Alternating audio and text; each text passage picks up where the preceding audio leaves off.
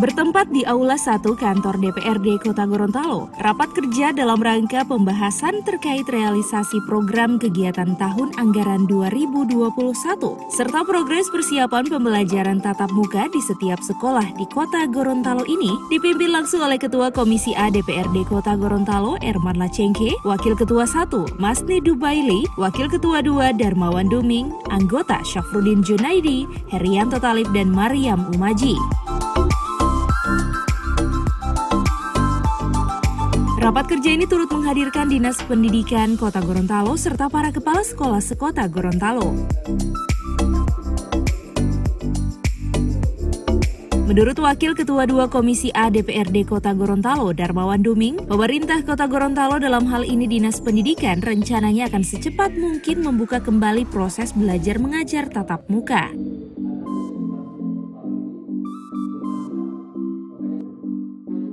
Ditambahkannya, kita harus mengikuti daerah lain yang sudah memberlakukan sekolah dengan secara tatap muka dan tentunya dengan harus mematuhi protokol kesehatan yang sangat ketat.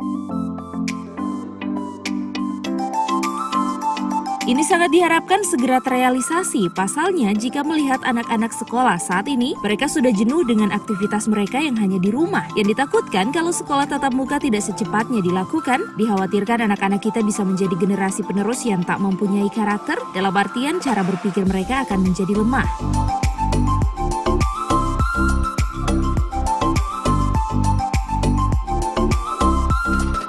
Darmawan mengungkapkan ini tentunya menjadi harapan bagi kita semua untuk bagaimana sesegera mungkin mendorong pembelajaran tatap muka harus dilaksanakan sehingga para anak-anak bisa bersekolah kembali dan mengasah kembali kemampuan mereka saat bersekolah. Pastinya pada rapat kerja kita dengan Dinas Pendidikan Kota Gorontalo itu kami mendorong agar kiranya pemerintah kota, dalam hal ini Dinas Pendidikan, secepat mungkin untuk bisa membuka proses belajar mengajar dengan tatap muka, dengan secara langsung. Kita mengikuti daerah-daerah lain dengan tetap memperhatikan yang namanya prokes, protokol kesehatan, satu. Yang kedua, kami mendorong agar kiranya ini secepat mungkin karena menginginkan. Yang pertama, anak-anak kita kasihan itu sudah sangat jenuh di rumah dengan aktivitas mereka. Yang kedua, ini kasihan anak-anak kita lambat laun akan menjadi generasi penerus yang tidak punya tidak akan terbangun di sedini mungkin karakter yang ada pada mereka. Dalam tanda kutip mereka akan ketinggalan, rasio dengan berpikir mereka itu akan lemah.